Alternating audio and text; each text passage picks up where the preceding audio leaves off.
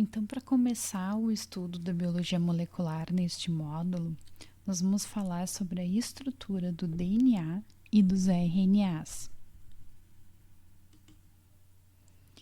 E por que estudar a estrutura? Às vezes parece um pouco repetitivo, porque vocês já viram isso no ensino médio, mas é importante revisar e estar com a estrutura bem consolidada, bem entendido como que é a estrutura tanto do DNA quanto do RNA, para que se possa entender os outros processos que vão acontecer e as consequências de variações no DNA, o que vai estar bem relacionado com o que vocês estarão vendo nos próximos módulos dessa disciplina.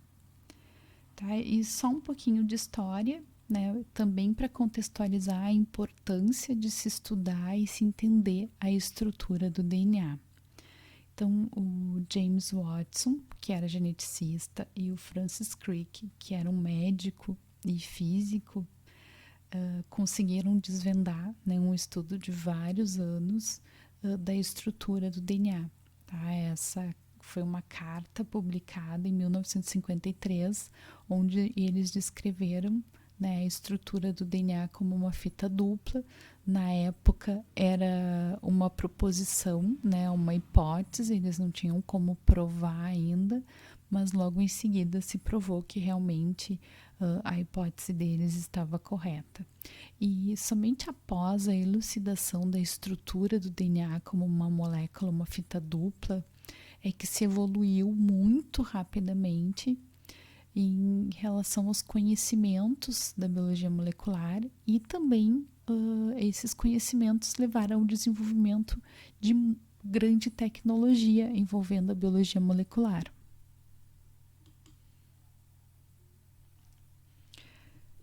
Aqui, retomando um pouco, aquela primeira questão desse módulo que nós fizemos para vocês, para que vocês relacionassem conceitos e termos, e que também colocassem em uma ordem hierárquica do maior para o menor, Então, essa figura aqui, ela vai explicar um pouquinho dessa questão.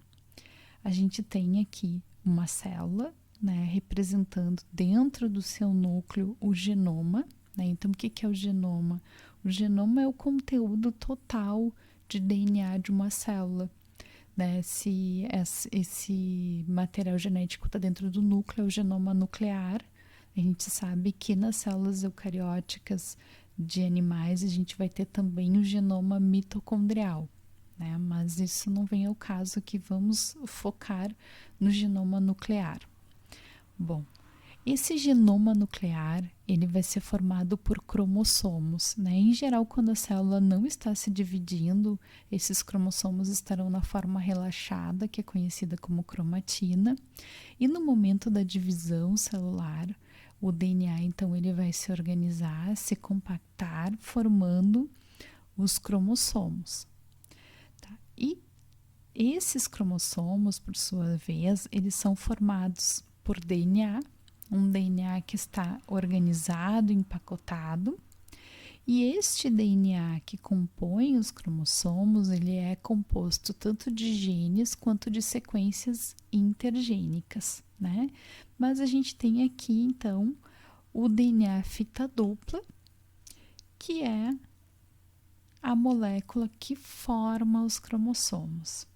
E se a gente fizer um zoom ainda maior neste DNA fita dupla, a gente vai ver de que moléculas esse DNA é formado. E aqui a gente tem, então, uma fita dupla de DNA, que a gente tem uma das fitas sendo representada e aqui a gente tem a outra fita sendo representada, Então, a gente sabe que o DNA, ele é uma fita dupla. Se a gente for mais a fundo ainda, fazer um zoom ainda maior, nós veremos que este DNA, ele é formado por nucleotídeos, Então, cada pedacinho deste DNA aqui é um nucleotídeo, e eles estão ligados uns aos outros, tá? Se a gente for avaliar a estrutura de um nucleotídeo, que seria a menor unidade de uma molécula de DNA, ele vai ser formado então por um açúcar com 5 átomos de carbono, que é uma pentose, né? No caso do DNA, uma desoxirribose, um grupamento fosfato e uma base nitrogenada. E aí, se vocês lembram ainda do ensino fundamental, essas bases nitrogenadas no DNA, elas podem ser adenina, podem ser timina, citosina ou ainda a guanina. Então, retornando aqui um pouquinho, né, a gente tem essa visão geral. Se a gente for olhar o maior, a gente tem o genoma, que é formado por todos os cromossomos. Então, a gente pega aqui, faz um zoom em um dos cromossomos e a gente vai ver que este cromossomo, então, ele é formado por DNA, que é uma molécula fita dupla. E se a gente avalia mais a fundo esse DNA, essa molécula fita dupla, a gente percebe que ela é formada por nucleotídeos que são unidos na própria fita e também nessa ligação que acontece de uma fita a outra, que a gente já vai olhar como é que é essa ligação que acontece. Bom, então aqui nós já falamos um pouquinho, né, dos nucleotídeos, e o que a gente pode ainda destacar é que no nucleotídeo a base nitrogenada é a única estrutura que muda, né? A pentose e o fosfato serão sempre o mesmo, então é sempre essa mesma estrutura aqui, alterando unicamente a base nitrogenada.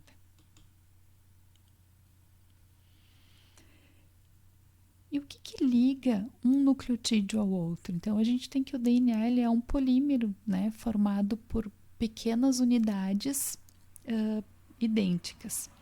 O que une um nucleotídeo ao outro? Existe uma ligação covalente, então uma ligação bem forte, entre um grupamento hidroxila de um dos nucleotídeos, né? Então, aqui o grupamento hidroxila, e o grupamento fosfato de outro nucleotídeo. Eu me equivoquei. Aqui a gente tem o grupamento fosfato deste nucleotídeo aqui se ligando à hidroxila deste nucleotídeo aqui. Né? Então, essa ligação covalente que acontece entre um nucleotídeo e o outro na mesma fita, ela é uma ligação bem forte. É uma ligação que precisa de muita energia para ser rompida. E normalmente essa ligação aqui ela só vai ser rompida através da ação de enzimas, né? Através de uma catálise enzimática. O nome dessa ligação aqui é ligação fosfodiéster. Já o que mantém a fita dupla de DNA unida, né, o que mantém uma fita unida a outra, são as ligações de hidrogênio que acontecem entre as bases nitrogenadas. Então, aqui a gente tem, de novo, né, mostrando para vocês uma fita de DNA. Aqui a gente tem a outra fita de DNA. E o que mantém essas duas fitas unidas são as pontes de hidrogênio, que são ligações químicas, mas não que têm uma certa força, mas não são tão fortes como uma ligação covalente, mas que mantêm unidos átomos eletronegativos com átomos eletropositivos. Então, a gente tem as pontes de hidrogênio entre o nitrogênio e o hidrogênio e entre o oxigênio e o hidrogênio.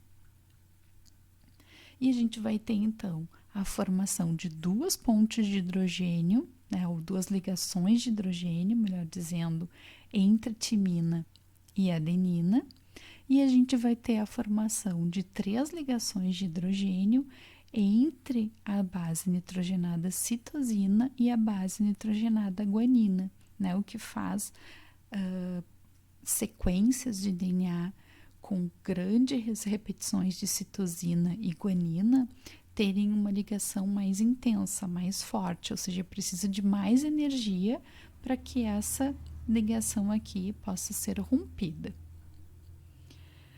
Outra informação que a gente pode tirar desta figura aqui é que as fitas de DNA, elas são antiparalelas, né? Então, se nós olharmos a extremidade que está livre aqui do nucleotídeo, a gente tem uma extremidade 5' e se a gente olhar este outro nucleotídeo aqui, ele está virado e a extremidade livre é uma 3' hidroxila. Então, a gente diz que essas fitas, elas são antiparalelas, né? Quando a gente tem extremidade 5' de uma das fitas, a gente vai ter a extremidade 3' da outra fita.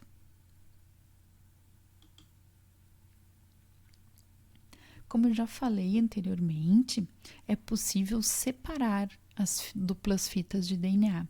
Então, é óbvio que em condições normais, condições fisiológicas, o DNA ele é muito mais estável como uma molécula fita dupla, né? Por isso que o estado original dele é de uma molécula fita dupla. No entanto, se in vitro, né, ou seja, em um tubo de laboratório, a gente aquecer esse DNA fita dupla, ele vai ter as ligações de hidrogênio rompidas. A gente diz que ele sofreu uma desnaturação.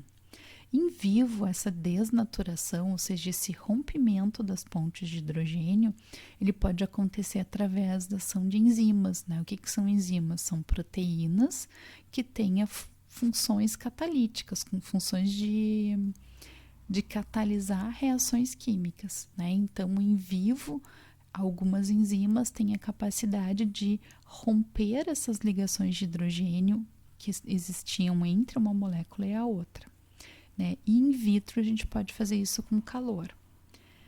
Tanto o rompimento das ligações de hidrogênio de forma enzimática, quanto o rompimento das ligações de hidrogênio através do calor, eles são reversíveis, ou seja, se a gente para de aquecer essas moléculas de DNA, elas vão novamente reanelar, né? E o que permite esse reanelamento? A complementariedade entre as bases, aquilo que a gente tinha visto aqui, né? Que a gente viu então que uma timina, ela vai fazer um pareamento com uma adenina, formando então duas ligações de hidrogênio.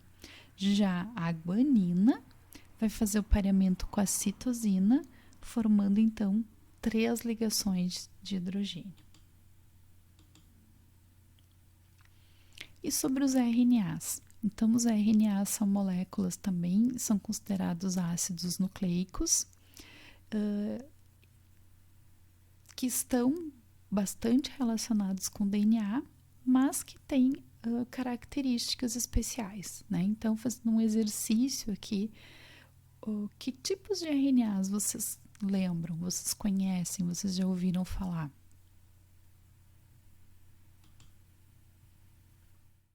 Então, os RNAs mais conhecidos, mais populares são o RNA ribossomal, ou rRNA, o RNA mensageiro e o RNA transportador.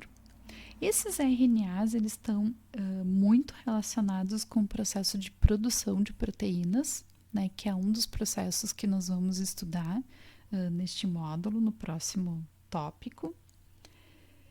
Mas também, né, mais recentemente, se descreveu a existência de microRNAs, que são RNAs regulatórios, que também vão indiretamente estar relacionados com a produção de proteínas, né? Eles regulam a produção de proteínas. E também a gente já sabe, já tem relatos, já se descreveu muito sobre os RNAs longos não codificantes. Bom, mas e quais são as diferenças entre RNA e DNA? Né? Estabelecer isso é bem importante também. Então, as moléculas de DNA normalmente serão moléculas de fita dupla, né? Em condições normais, o DNA vai estar como uma fita dupla. e em condições normais o RNA estará como uma fita simples, normalmente como uma fita simples, embora possam ter pareamentos dentro da própria molécula, né? Ou seja, essa molécula se dobra e ela tem regiões de complementaridade, então pode ter essas regiões como fita dupla. A principal diferença química entre o DNA e o RNA é que a pentose que forma os nucleotídeos do DNA é uma desoxirribose, ou seja, ela tem apenas um átomo hidrogênio aqui na posição 2, no carbono 2, enquanto que do RNA, a pentose que forma o RNA é uma ribose e tem uma hidroxila, então, aqui nessa posição 2. Incrivelmente, apenas essa presença da hidroxila parece que faz com que o RNA seja uma molécula muito mais reativa e muito mais instável que o DNA. Tá? O que fecha bastante com o papel de cada uma dessas moléculas, né? A gente tem o DNA como a molécula da hereditariedade, que conserva então a informação das células, e o RNA como uma molécula responsável pela produção de uma proteína, e essa produção da proteína ela pode não ser sempre necessária. Então, o fato do RNA ser instável, ele fecha muito com o papel fisiológico dessa molécula. Bom, então outra diferença importante também entre DNA e RNA. No DNA, a gente vai ter sempre a base nitrogenada timina fazendo pareamento com a adenina. Já no RNA, a gente não vai ter a base nitrogenada timina, a gente vai ter uma uracila, tá?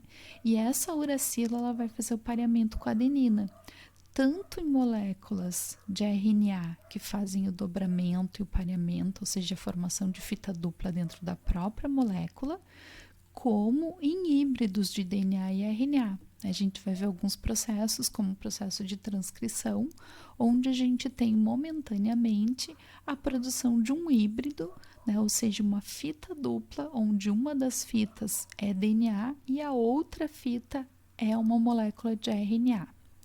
Outra coisa que eu queria deixar bem claro aqui é que, embora o DNA normalmente esteja como fita dupla, é possível encontrar, né, e a gente vai ver em algumas das técnicas que a gente utiliza, moléculas de DNA como fita simples. O que vai diferenciar uma molécula de DNA e RNA não é exatamente o fato dela estar em fita simples ou estar em fita dupla.